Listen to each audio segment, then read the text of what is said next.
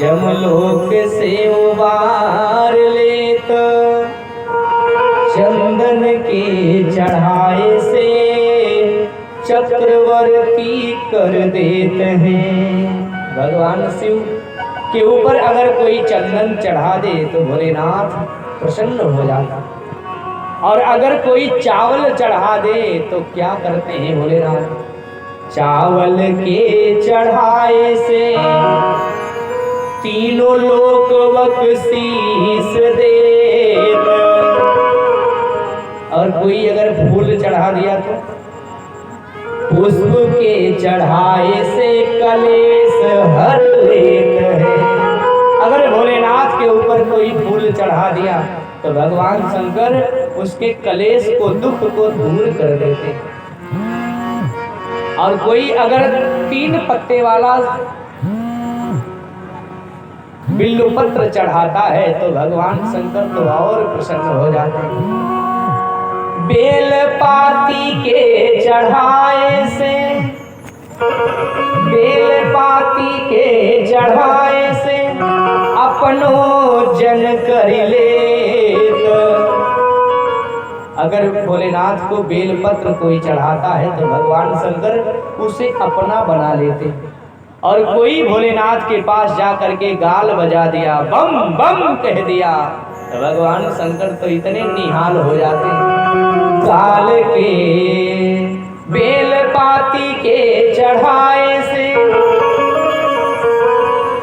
अपनो जन कर लेत, और गाल के बजाए से निहाल हो ही जाते हैं।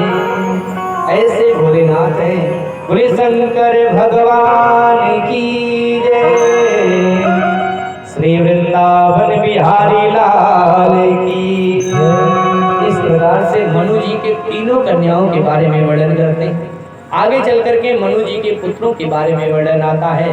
प्रथम पुत्र है प्रियोव्रतो उत्तानपाद शतरूपापते सुतो वासुदेवस्य कलया रक्षायाम जगता स्थितो। पहले पुत्र जिनका नाम उत्तानपाद है, दूसरे पुत्र का नाम प्रियव्रत है। तो आइए हम लोग उत्तानपाद के बारे में श्रवण करें। उत्तानपाद महाराज के 2 पत्नियां हैं। पहली पत्नी का नाम सुनीति है, दूसरी पत्नी का नाम सुरुचि। सुरुचि से उत्तानपाद ज्यादा स्नेह दुलार प्यार करते थे। दोनों पत्नियों को एक एक पुत्र पैदा हुआ। सुनीति से पुत्र उत्तम, सुनीति से ध्रुव पैदा होता है और सुरुचि से उत्तम नाम का पुत्र पैदा हुआ। एक दिन महाराज उत्तानपाद अपने सिंहासन पर बैठे हुए थे, सामने सुरुचि बैठी हुई है। महाराज उत्तानपाद के गोद में उत्तम बैठे हैं। उसी समय ध्रुव जी खेलते खेलते आए और अपने पिता के गोद में जैसे ही बैठने के लिए गए, सुरुचि जा करके हाथ को पकड़ ली। तू महाराज के गोद में नहीं बैठ सकता। क्यों भैया? सुरुचि ने कहा कि तू अगर महाराज के गोद में बैठना चाहता है ना तो जा तपस्या कर, और तपस्या करके भगवान को प्रसन्न कर लेना। और जिस दिन परमात्मा प्रसन्न होकर के वरदान देने के लिए आए तो कह देना कि सुरुचि के गर्भ से जब मैं पैदा होऊंगा, महाराज आप वरदान दें कि मैं सुरुचि के गर्भ से पैदा हूँ, और जब तू पैदा होगा हमारे गर्भ से तब तू इस सिंहासन पर बैठने का अधिकारी बनेगा। ऐसा कह करके हाथ को सुरुचि ने पकड़ लिया ध्रुव के और घसीटते हुए बाहर लेकर के गई।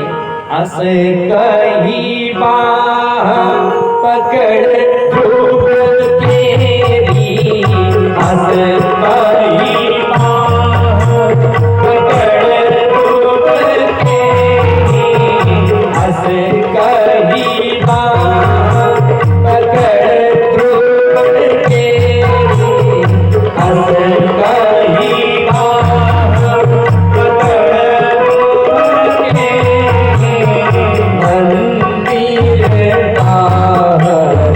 कीन खदेरी,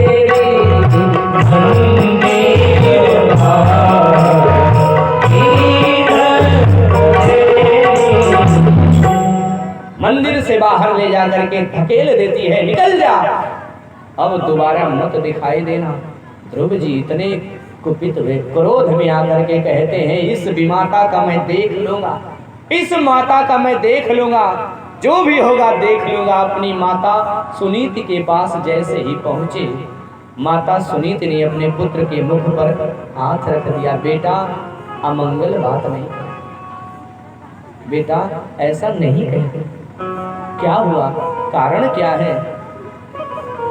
पूरी बात को ध्रुव जी ने बताया कि माँ मैं पिता के गोद में बैठने के लिए गया और माँ ने मुझे जबरदस्ती खींच करके बाहर निकाल दी, मैं उस विमाता का देख लूंगा। मैया ने कहा कि बेटा बात क्या हुई? श्री वृंदावन बिहारी लाल की। यहाँ से चंड मुंड आ गए हैं क्या? अच्छा ये बच्चे हैं, हम सोचे भैया ये कौन है, खींच रहे हैं।